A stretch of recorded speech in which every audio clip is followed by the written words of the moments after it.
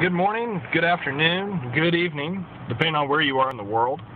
If you're seeing this, that means you're on WomenSoccerUnited.com. Happy that you're here. The voice you're hearing is that of Sean Doherty, the guy who writes Weekly Rap, Kicking the Grass, and all sorts of other random thoughts about women's soccer. I explained last week that I wasn't able to write my weekly articles because of, I'm afraid, a horrific natural disaster took place in a city close to where I live called Joplin, Missouri. It's a city of 50,000 people, so that means a city in my book. And it was hit by a tornado last Sunday evening around 6 o'clock in the evening. And in the categories of storm intensities in the U.S. for tornadoes, we go from an EF0 to an EF5. This tornado was easily an EF5 with maximum sustained winds around 200 miles per hour. Sorry, I can't convert that to kilometers per hour for the rest of you guys that enjoy the metric system. But I thought that since I was down here, I was delivering water from my store. I lost a couple employees in a store in the process of all this, so I've been kind of busy because of all of it. However, I felt that this week's article would be wise to at least show you a little bit about what's been going on. As you can see from my left to my right and right to my left, I can't really think of which one's which while I drive down these roads. There's nothing left. There is literally nothing left. Imagine a pop can, a soda can, if you will, or a beer can, for whatever you guys think, and crunch it up and just kick it across the parking lot, okay? That's what's happened here. These cars, full-size cars and trucks, have been kicked around like nobody's business. I mean, just absolutely dead awful. The noise you're hearing is traffic and generators, so bear with me as it's going to be a little loud around here. Now, so far the death toll stands at 139 people as of 10:30 this morning. Unfortunately, we're expecting that to rise a little bit. There's still 132 people that are currently missing or unaccounted for. They're now draining out ponds and swamps and pools to see if there's bodies in there as well. So, horrific moment. Those were houses that you're looking at. The X's, if you see that X on the bottom, that means it's been inspected, look for bodies, see if they found any.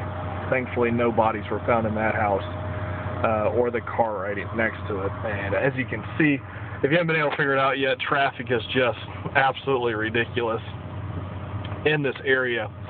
So I'm going to be here. I'm probably going to actually be riding from Joplin tonight. I found out that the store I usually ride at in Springfield, one of their stores, is still here in Joplin. It wasn't destroyed. So I'll probably ride there later and send it home. I think next week we have crews coming in from my neck of the woods to help out in this catastrophic event. I mean, understand that it's not uncommon in the U.S., sadly, for a town of, 1,000, 2,000 people to just get hit by a tornado, blown to pieces, and they just rebuild. And a couple people die. It's a sad ordeal, and honestly, we go on. That's part of what you expect. That's part of the danger of living in the Midwest. Everybody has blizzards and hurricanes. We get the tornadoes. It's a lose-lose situation for humanity, I guess. But the problem is, this was a full-fledged city, a metropolitan area, and it was literally hit right in the middle of the city. The tornado itself was 1.5 miles wide, so once again, I'll let you convert that. And it was on the ground for 6 miles. Usually tornadoes that are that strong are on the ground for 50, 100, 150 miles. Not uncommon. We had one of them in the 50s travel over 3 different states because it was on the ground so long. So 6 miles is a blessing. Otherwise, it could have actually started in Joplin, destroyed Joplin, then made it to Springfield. To give you an idea, Joplin has 50,000 people. Springfield has over 220,000 people. So big population difference, more casualties, obviously. All these trees that you see here, they did have leaves and they were in full bloom. That pole you see, that it was a cell tower. Sprint, Verizon, two of the cell phone companies in the U.S. went ahead and brought in portable cell towers because communication was such a problem in this area right when the storm hit. It's been 6 days since the storm hit. one of the horrific moments, if you can add on to the agony here, aside from a bicycle that's powered by a motor, one of the awful events that took place was the fact that along the main path, which we're driving on the main path of this tornado, on the main path, a hospital was hit. And there were patients in there, doctors in there, it destroyed the hospital. There is nothing left. There's just the facade or the outside casing of the hospital and nothing more. And can't really see it at the moment, but it's off in the distance what's left of it. A nursing home was hit at the exact same time.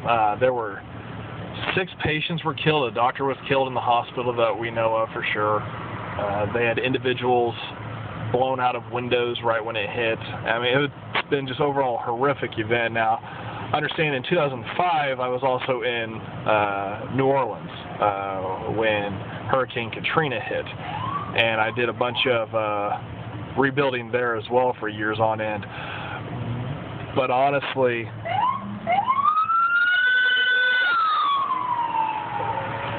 New Orleans does not have anything on this.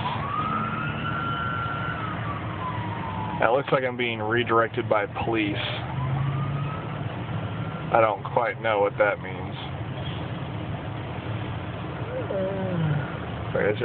Part of the problem is, if you can tell from these poles, there used to be a 4-way stoplight system here, and because it's no longer here, they're having to redirect all by hand, as in like a cop standing in the middle, a cop, a bobby, whatever you want to call them, has to stand in the middle now and redirect traffic all day long, all evening long. And the weather hasn't cooperated with us either. Monday, when they were doing recovery efforts looking for bodies, 2 police officers were struck by lightning while searching. So, I mean, it has been nonstop. Today's the first day that it hasn't rained in a week, but we have more bad weather coming this direction this evening. So, it just never stops. It really never stops. So I felt that it would be wise, at least, because we have the technology available and the thought processes, that I would go ahead and just film a little bit of this to show you guys exactly what it is that's been going on around here. The high school was destroyed here. It housed about 2,000 students. It's gone. The soccer fields and football fields are now being used as the morgue, as in the place to store dead bodies at the moment. Forgive my bluntness. Yeah. Welcome to Joplin. This is all that's left. So, understand that if you are in the United States, if you are just moved by this and wanting to donate, of course, by all means, donate via text message. Just text Red Cross to 90999. Yes, that's correct.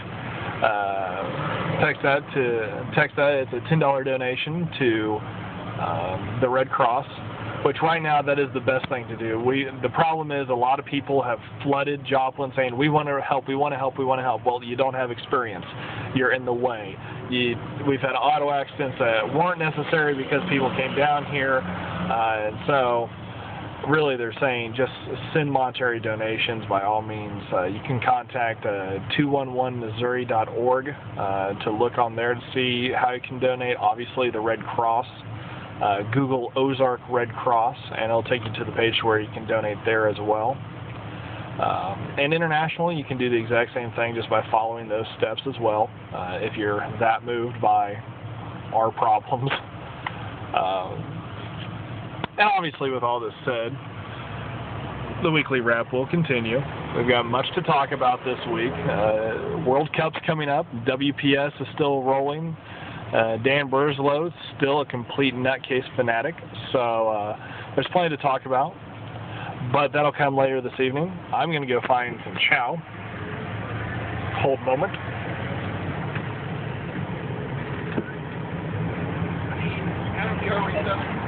When I get through that intersection, last thing I want is a cop getting mad at me because I'm not paying attention, of course, which I am. I'm driving safely, as safe as I can at the moment. This would be, while I'm driving our little tour, this would definitely be what I would call ground zero. This is where the tornado was at its maximum strength. You can see some power lines I'm getting ready to run over. It's at its maximum strength, and it took everything. These are pretty well fortified brick buildings. Brick's popular in the U.S. and the Midwest because it can hold heat because we have brutal winters. And it usually handles bad weather, except that, as you can see here, there are literally chunks of brick gone off these buildings. It's not just one or two bricks. I mean, it is this. The whole thing is gone. This was an apartment complex that was hit. Several people were killed right there. That was one of the first reports to come across, was that was hit. What you're seeing here in this parking lot that no one's in, that's called a Dillon's. Dillon's, to put it better for you, it's also known as a grocery store, a market. And obviously you can see that the entire thing was destroyed.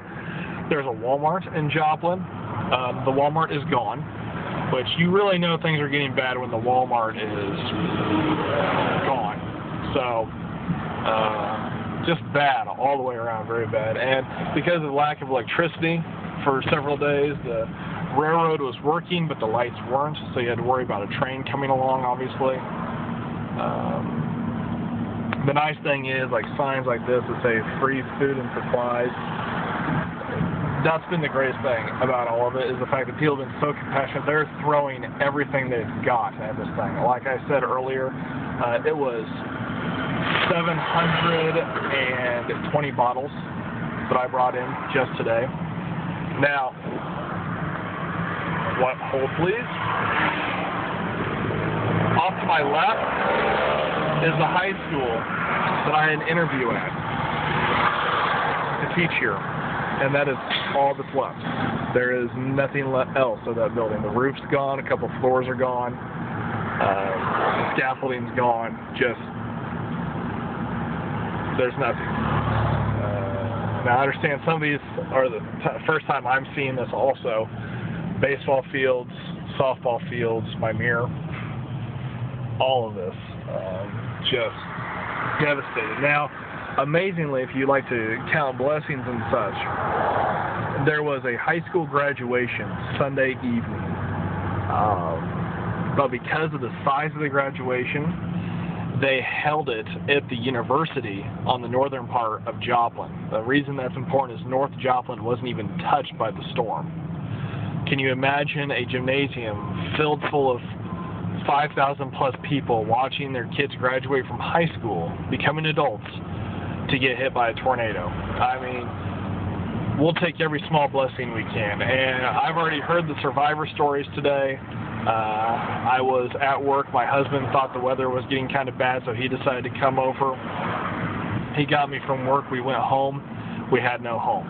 Bad news, you have no home. Good news is, both of you are alive. So, I'm getting ready to turn back around and head back into that just onslaught of death and destruction, focus more on getting through it than necessarily this video. But I thought that, you know, for a change of pace, throw a little technology in, let you guys see my side of the world a little bit. If you're curious on the temperature, here's some conversions for you. It's 86 degrees outside, Fahrenheit, meaning it is muggy, it is hot, it is gross, it's just dead awful. So, the weather's not cooperating with us per usual, but that's just kind of living in the Midwest these days anyways. If you don't like the weather, wait 5 minutes, it'll change. So, I think that's going to do it for me this time around. Of course, my name is Sean Doherty. I will be back. We will be back with the weekly wrap. We will go back to women's soccer, but just for this week, I got to focus on me and mine. So I thank you all for your understanding. Prayers and donations are always appreciated, and we'll get back to you as soon as we can.